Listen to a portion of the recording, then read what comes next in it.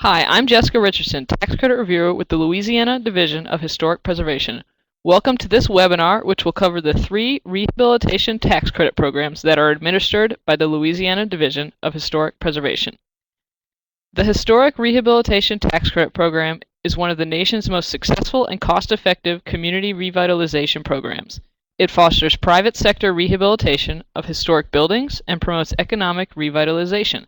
It also provides a strong alternative to government ownership and management of historic properties. It generates jobs both during the construction phase and in the spin-off effects of increased earning and consumption. Today we'll talk about the 3 different tax credit programs that are currently available for the rehabilitation of historic properties. These programs are the federal 20% Historic Rehabilitation Tax Credit Program and the 25% State Commercial and Residential Tax Credit Programs. Let's begin with the Federal Historic Rehabilitation Tax Credit. This program is jointly managed by the National Park Service and the Internal Revenue Service, in partnership with us, the State Historic Preservation Office. We act as a liaison between you, the applicant, and our federal partners.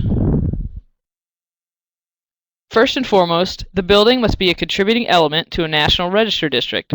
As seen on this slide, here are 5 of the National Register Districts that are found in Baton Rouge. To be considered a contributing element to the district, a building must have been built during that district's period of significance and still retain its historic integrity. If a building is not located within the boundaries of the National Register District, then it must be individually listed to qualify. Here are a few examples of individually listed buildings in Baton Rouge. This credit is available for income-producing properties. This generally means commercial, industrial, or rental residential. The credit is available to either the owner, owners, and in certain cases, the long-term lessees of the historic property. Secondly, the rehabilitated building must be used for an income-producing purpose for at least 5 years after the project has been completed and approved by the National Park Service. If the building is sold before those 5 years are up, the owner is subject to recapture of the tax credits. Next, the building must meet the substantial rehabilitation test. This means that the cost of the rehab work must exceed the adjusted basis of the building. If the building has been purchased recently, the adjusted basis is the purchase price of the building minus the appraised value of the land. If it was not a recent purchase, the adjusted basis is the current depreciated value of the property. If the adjusted basis is very low, then the rehab cost must be at least $5,000.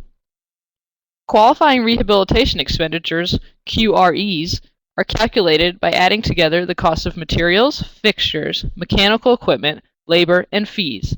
Also included in the total costs are soft fees, including architect's fees, reasonable developer fees, and engineering fees. Eligible costs do not include the cost of acquiring the property, new additions that add square footage, and landscaping, fencing, and parking lots. The Federal Historic Rehabilitation Tax Credit is 20% of the cost of rehabilitating a historic structure. So if you have $200,000 in eligible rehab costs, and you have a project that is a certified rehabilitation project, then you would receive $40,000 in tax credits. The really good news here is that there's no cap on the amount of tax credit available under the federal program. Finally, all rehabilitation work must be done according to the Secretary of the Interior Standards for Rehabilitation. These are 10 principles that, when followed, ensure that the historic character of the building has been preserved during the rehabilitation. Please see our webinar on preserving historic character for more information on the standards. There is also a federal 10% tax credit program. This program is for non-historic buildings built before 1936. If a building is within the boundaries of a National Register District and is not within the period of significance, or has been altered so much that it is no longer considered historic, it will be decertified. An owner can request decertification in order to claim the 10% credit, but they cannot choose it. The National Park Service will issue the final determination about whether the project qualifies for the 10 or 20% credit. If a building built before 1936 is not within the boundaries of a National Register District, it can also qualify for this 10% program. However, at that point, It is just a line item on the taxes, and no paperwork has to be filed with our office. Additionally, if a building is within the boundaries of a state qualifying district, they can also qualify for the 10% program as well, as long as the building meets the above requirements. This program is not for moved properties, and the new use of the building cannot be residential. Projects that qualify for the 10% program do not have to meet the standards, but there are wall retention requirements. Lastly, there is no formal review process for buildings that qualify for the 10% program. The next program we'll discuss is the State Commercial Tax Credit Program, which is very similar to the federal program with a few minor differences. First, this program is administered by the State Historic Preservation Office in conjunction with the Louisiana Department of Revenue. Eligible areas for this program include downtown development districts and cultural districts. Buildings located in either of these districts must be at least 50 years old and still retain their historic integrity. In certain cases where properties are located in areas where a downtown development district or cultural district overlaps with National Register districts, those properties may be eligible for both the federal and state commercial tax credit programs. The credits can actually be stacked. Again, you'll see a lot of similarities between the federal and state commercial programs. One exception is the minimum expenditure requirement. For the state commercial tax credit program, it's only $10,000. Additionally, there is no recapture with the state commercial credit. A few other differences to note are that this credit has a cap and the credits are fully transferable. The program currently has a sunset at the end of 2015. Here's an example of stacking the two commercial programs. If a building was located in qualifying districts for both the federal and state commercial programs, they could be looking at a 45% return on their rehabilitation costs. They need to meet the minimum requirements of both programs, including the adjusted basis for the federal program. Here's a case study of a building that stacked the two commercial credits. In 1907, this building was built as a firehouse. In the 1980s, it was converted to offices. In 2010, it was converted again into 2 apartments for an overall project cost of $3.1 million. $3 million of those dollars was attributed solely to the rehabilitation. $123,000 was in non-qualifying costs, such as landscaping or appliances. After calculating the tax credit percentages with the rehabilitation costs, it came out to be $600,000 in federal credits and $750,000 in state commercial credits, meaning they offset their project cost by 43%. The federal credits can be carried back 1 year and forward up to 20 years. The state commercial credit can be used for up to 5 years. After the 5-year retention period, the owner can either retain the property as apartments, sell them off as condos, or even choose to make the building their primary residence. Now let's move on to the state residential credit. This credit is available for owner-occupied buildings located in a variety of areas that include National Register districts, cultural districts, downtown development districts, Main Street districts, or local historic districts. An additional qualifying area is any vacant and blighted building in the state that is at least 50 years old. Vacant is defined as empty for at least 6 months. The credit is 25% of the eligible cost for buildings that contribute to one of those qualifying districts we just discussed. If the property is vacant and blighted and will become the owner's primary residence upon completion of the project, then the credit is 50% of eligible costs.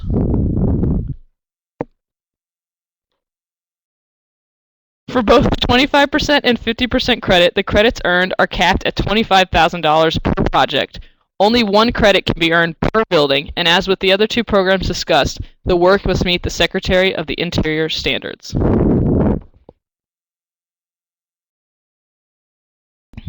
Here's a project that utilized the state residential credit.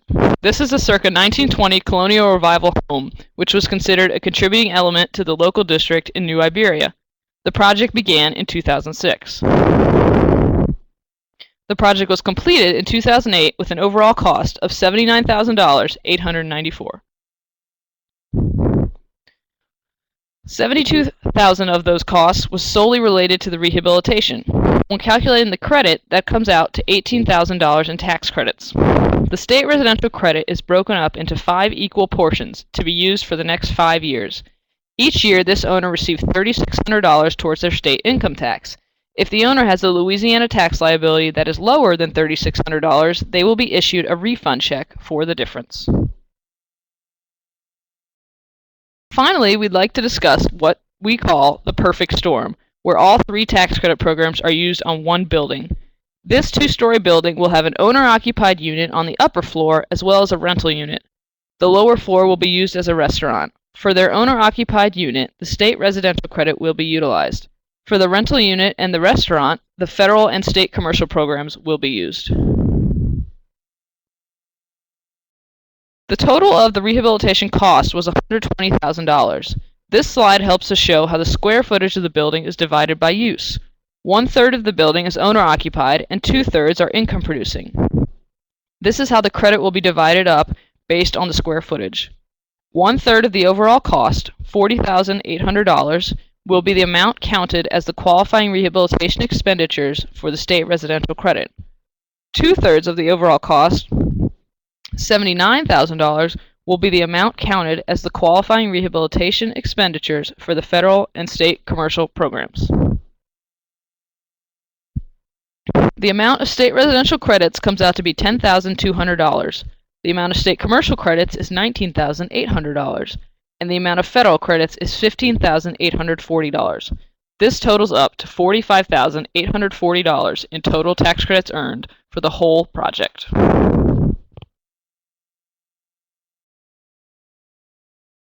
For all three programs, the application process consists of three parts. The Part 1 is an evaluation of significance, which ensures that a property is located in a qualifying district and still retains its historic integrity, before photos are submitted with the Part 1.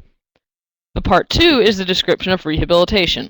With the Part 2, the applicant will fill out a detailed work description describing all of the work involved in the proposed rehabilitation. Everything that will be touched is discussed from the ground to the roof. The Part 2 will be reviewed and is either approved outright, denied, or more commonly, approved with conditions. It is best to get an approved Part 2 prior to beginning any work. The Part 3 is the certificate of completion, which is submitted once the project is finished. After photos are submitted with the Part 3. Once the Part 3 is approved, the owner can claim the tax credit for the year the project was finished. For state residential projects, it is also a three-part application, but the parts are A, B, and C. There are fees associated with the application process. There's a $250 fee with the federal and state commercial Part 2 and the state residential Part B. There's also an additional Part 3 fee for federal projects based on the overall project cost. There are illustrated guides on our website that help with filling out the application, and we strongly encourage applicants to use them when completing the application. Lastly, when submitting applications for multiple programs, such as for the federal and state commercial, an applicant will submit the complete federal application in duplicate, but will only need to submit the front seat of the state commercial application. More information on this can be found on our website. Now we will talk about common pitfalls and, more importantly, how to avoid them. Changes to windows. Any determination about what to do with the windows in a rehabilitation project must begin with evaluating the existing windows if they are historic. Replacement windows should be considered only if the existing windows are not historic or are missing altogether. Deterioration should be the primary concern in evaluating historic windows, though there can be other factors to take into account. Even extremely deteriorated windows can be repaired, but beyond a certain point, repair may not be reasonable or practical. On the upper left is one of several site visits made to a hotel building in New Orleans. There were no historic windows left in the building, so an appropriate replacement window was found, shown here. On the lower left are windows on a historic school building. Despite the boards on the windows, the historic windows were still intact. Some of them were too damaged to keep. To create the replacement windows, the historic ones were used as an example and copied. On the upper right is an example of an inappropriate replacement window. This new window is actually 4 stock doors turned sideways, which does not meet the Secretary of the Interior standards. On the lower right is another example of a replacement window that does not meet the standards. This window was proposed to be an exact replica of a historic 1/1 window. It does not match the size, appearance, proportions, or profiles of a historic window. Adding balconies to historic buildings is another often problematic treatment. Unless documentary evidence suggests otherwise, balconies should generally never be added to primary elevations. The occasional exception may be when another existing historic feature may be adapted as a balcony, such as a fire escape. The photo on the lower left shows a building that never had a balcony. There is no evidence that shows that this building had a balcony, and thus a balcony may not be added. The photo on the upper right shows a building that shows evidence of a former balcony. On the second floor, where there are 6 full-height windows, it is likely that there was a balcony. Full-height windows indicate that these were sometimes used as entrances to a balcony. The applicant proposed to add balconies to both the second and third floors. As the third floor does not have full-height windows, balconies were only approved for the second floor. Changing historic material. Here you have 2 examples of changes to historic material. In the upper right, the historic plaster covering has been removed from the brick wall to create a decorative distressed finish. This is a treatment that would not be approved as it gives the building an appearance it never had. If the wall had previously been exposed, this would not be a standards issue. However, this wall was always covered and is inappropriate to remove all or a portion of the plaster. A good way to think about this is to think if we hung sheetrock today and left it like that without priming or painting it, it would have an unfinished look. In the lower left, you see a dropped-in grid ceiling suspended over an acoustic tile ceiling that had in turn replaced the historic plaster and lath ceiling. These non-historic finishes may be removed, but a smooth gypsum board ceiling would need to be installed to meet the standards. Just leaving the wooden joists exposed would not meet the standards because the evidence shows us this was always a finished ceiling. Some other items to note. Hardy board. Hardy board is a cementitious siding available today. It is appropriate to propose and use this as a replacement siding for non-street facing elevations. It is also key to remember to use smooth hardy board. Before photographs. One area where many projects get held up is when not enough before photographs are received. It is always better to have more photographs thoroughly documenting the building's exterior and interior. Adding shutters. As with the previously discussed balconies, shutters may not be added unless evidence can be provided to show a building had shutters. Oftentimes, shutter hardware will remain on the building that will help to serve as evidence. Non-historic gas lanterns. There is a growing trend to install new gas lanterns on buildings despite their architectural style. Gas lanterns are only appropriate on certain architectural styles, and this needs to be kept in mind during rehabilitation projects. Landscaping your roof. We affectionately call this chia roof. For years, submitting plans that show plants growing on and around the roof of a building has not been approved. Please do not do this. Solar panels. Solar panels are a new territory, but so far they have worked very well with historic rehabilitation projects. The key point to remember is visibility. As long as the solar panels are not highly visible, they are approved for use on historic buildings. Oftentimes they are easily hidden behind parapet walls. Removing walls in primary spaces. Primary spaces are the rooms in a building that face the street or are considered the character-defining spaces of a building. For example, in a shotgun house, the primary spaces are the front 2 rooms, which were historically used as parlors. In a school building, the primary spaces are the central hall, stair, and the street-facing classrooms. In a church, the primary space would be the sanctuary space. During a rehabilitation project, these primary spaces should be retained to preserve the historic character of the building. Generally, there is more room for change as you move back into the secondary and tertiary spaces of the building. That wraps up our discussion of the 3 tax credit programs as well as common pitfalls. If you have any questions, please visit our website, www.louisianahp.org, and feel free to contact us via the information on this slide. Thanks!